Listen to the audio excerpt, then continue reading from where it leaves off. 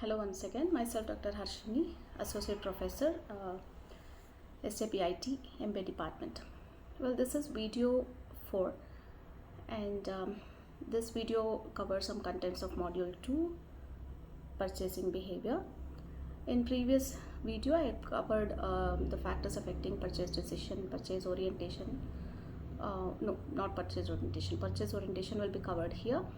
We discussed regarding different types of buyer market and different types of influencer.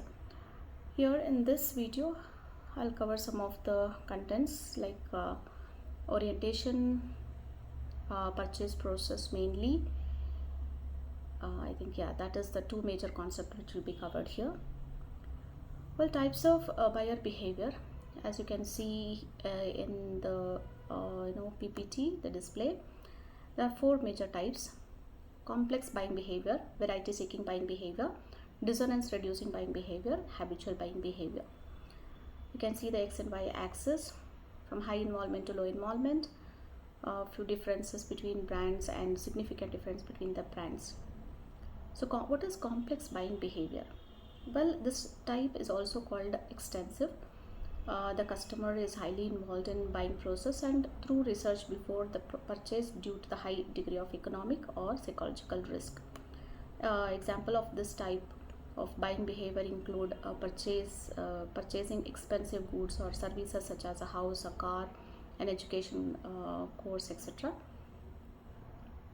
Dissonance reducing buying behavior, when the consumer is highly involved in the purchase process but has difficulties determining the difference between brands. Dissonance can occur when the consumer worries that they will regret their choice. Then habitual buying behavior are characterized by the fact that the consumer has very little involvement in the product or brand category. Imagine grocery shopping. You go to the store and buy your preferred type of bread. You're exhibiting a habitual pattern, not strong brand loyalty. And variety seeking behavior. Well, in this situation, a consumer purchases a different product not because they were not satisfied with the previous one, but because they seek variety. In this case, a customer switches among brands for the sake of variety or curiosity, not dissatisfaction, demonstrating a low level of involvement.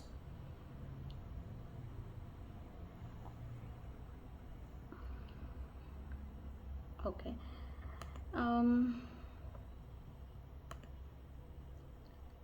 All right. So now going to the purchase orientation.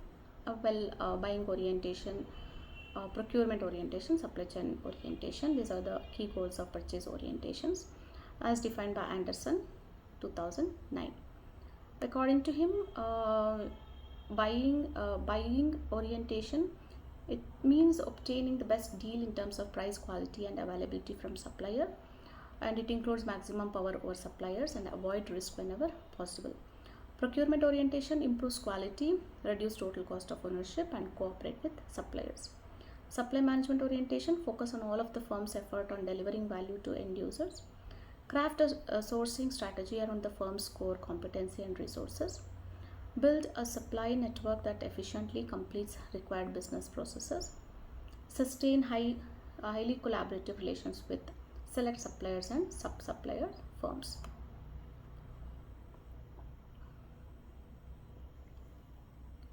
Now, the major concept that is and also important concept, purchase process. Here you can see 3 different tables which has which has an influence or there's an impact of one over the other. Otherwise you can take it as steps. The first one being external factors, which includes marketing stimuli, that is product, price, place and promotion. Environmental factors, economic, technological, political, cultural and demographic.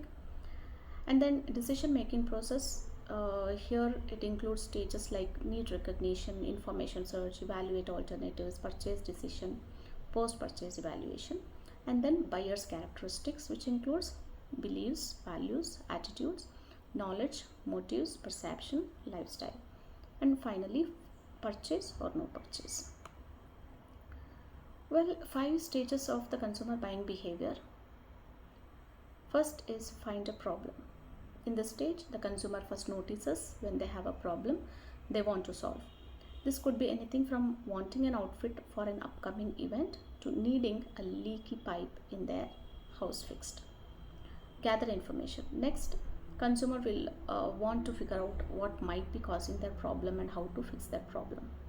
They might turn to the internet for recommendations or more information about what might be causing their problem. For our examples, the person shopping for new outfit might search for the best fabric to wear to an outdoor wedding. The person with a leaky pipe might look into what causes a leaky pipe as to see if they can fix the problem on their own. Find solutions. Once the consumer has finished gathering information, they will look for more specifics on how to fix their problem. This will start comparing brands and looking at reviews from others to help them decide on a solution. They will start comparing brands and looking at reviews from others to help them decide on a solution. The person shopping might look for places with the nicest formal wear at the lowest price. The person with the leaky pipe might look at reviews for the best plumber in the area. Now make a purchase.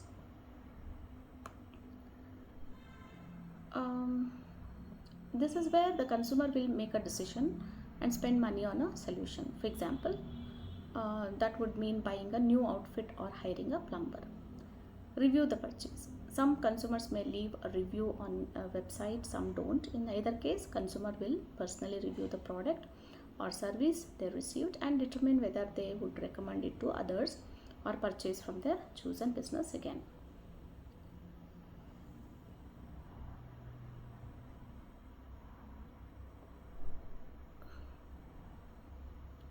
All right, and then I hope you understood purchasing process. Let me elaborate on that. Most business rely on other business for products and service that help them with their operations. The purchasing process enables an organization to evaluate these business to business transactions for efficiency. By understanding this purchasing process, business can carefully track their spending and potentially save on costs. In this article, in this video, can discuss the purchasing process and steps to implement it. Well, the purchasing process is the step a business goes through a complete to complete a transaction. Business typically go through a formal process when purchasing something. Unlike consumers, purchases for a business can require research input from different departments, negotiates and invoicing. Professionals may closely associate the purchasing process with the procurement process. However, the procurement process focuses more on strategies such as negotiations and researching. The purchasing process focuses on actual act of buying products and services. Why is purchasing process important? Well, the purchasing process is important because it gives business a structured way to address their needs. It also allows for more informed financial planning. An effective purchasing process can help prevent theft, fraud, or irregular spending since it requires documenting all business transactions. Steps in purchases: identifying the needs, already discussed this. Purchase process begins when purchaser recognizes that they have need for the product. Specify the requirement, and then that is specifying the requirement means second is specifying the requirement. That is, you have to specify mainly the requirement, why it is so required once you identify the need. And then comes finding and choosing a supplier. Well, find potential suppliers who can provide the specific product or service you want to purchase. You can conduct your own research online or contact those in your professional network to ask for recommendations. If shipping costs are a factor in your purchase, look for the business in your local area. During this stage, it is a good idea to consider several suppliers and compare them against one another. When necessary, contact the supplier and request a quote or proposal from them. Then negotiate the cost and get order approval, place the order. So this is how it goes. And the best practice for purchasing is like automate the purchasing process, keep reliable records, regularly review the needs, and that will be helpful, and that those are the best practices for purchasing. Now, okay, so yes, so this is what we were supposed to cover in this chapter, and to continue with, we have participants in the B2B purchase process. Here purchase process, we have influencer, gatekeeper, buyer, decider, user, and initiator.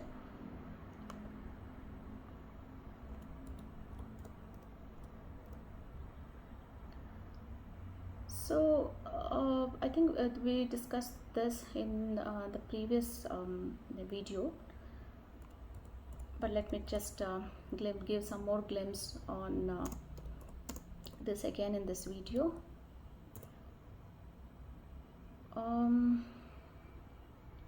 Okay, here it is. All right, so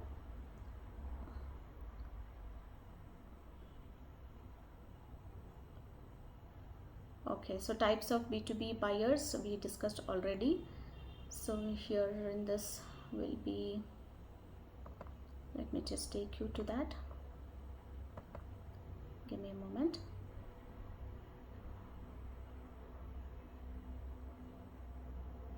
Okay. Yeah, here participants in B2B purchase process. Well, yes, let me explain you in detail on this. So we have influencer, gatekeeper, buyer, decider, user, and initiator. Well, the decision-making unit of a buying organization is referred to as the buying center, sometimes called the decision-making unit. Buying centers are comprised of all the different people in the organization who have stake in the B2B buying decision and have some degree of influence in the purchase decision. Initiator is typically the individual who first identifies a purchasing need within the organization. Initiator are the people within the buying center who start the buying process. For example, machine operator might initiate a request for a particular tool or piece of equipment. Then influencer are those within the organization who help define specifications and provide information to be used in the evaluation process. So these are the people in the organization who influence the buying situation and provide information for strategically evaluating alternative. Now, talking about gatekeepers, they filter information. The gatekeeper is a person the marketer has to negotiate their way, though in order to reach the decision makers. Gatekeepers play a strategic role in the buying process because they have the ability to allow only that information favorable to their opinion to flow to the decision makers. For example, an executive assistant might have control of the decision maker's appointment calendar and might tell the marketer. So there are no openings on the calendar at this time.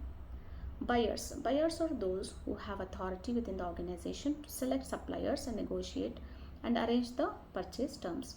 Buyers may also assist others within the organization to help shape product specification, but their primary role in selecting vendors, negotiating the terms of the contract. They're also responsible for issuing purchase orders, follow up, and keeping track of deliveries.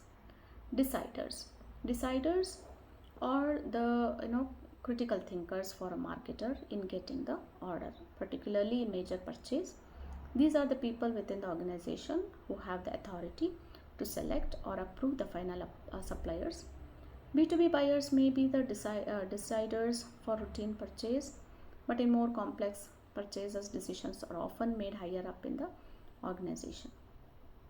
Users are those people within the organization who will actually use the product or service. These users may or may not be the initiator of the purchase proposal. However, depending on how complex the purchase is, they may help define product specifications. It's important to note that not all of these parties may be involved in every business decision. Depending on the nature of the purchase, and sometimes people in the buying center play more than one role. For example, consider a medium-sized law firm that needs a new copier. The initiator may be an administrative assistant who complains to their boss, the managing partner, that the copier is too slow and lacks features like auto duplexing and capacity to enlarge and reduce the size of the documents. As such, the administrative assistant is also acting as a technical influencer since they have first-hand knowledge of how a new copier with improved features would impact business process. Since the managing partner in a law firm oversees the day-to-day operations, that person has the authority to direct the buyer to evaluate new copier that would meet the specifications described by the administrative assistant and present an analysis of copiers. After evaluating the list provided by the buyer, the managing partner can make the final selection and thus act as the decider. Well, this is about the participants in B2B.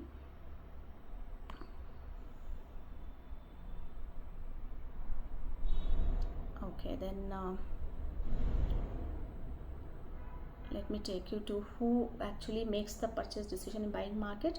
Well, identifying who exactly in the B2B market is responsible for what is purchased and when there is often a need for some detective work for marketing professionals and salesperson with whom they work. So think of the college textbooks that you're buying. Who decides which one are ultimately brought by your school students? Do publishers send you emails about books they want you to buy? No. Do you see ads for different kinds of chemistry or marketing books in your school newspaper or on TV? No. Generally speaking, we don't. So the reason is that even though we buy books, publishers know that professors will ultimately decide which textbook will be used in the classroom. As a result, B2B vendors largely concentrate their efforts on these people.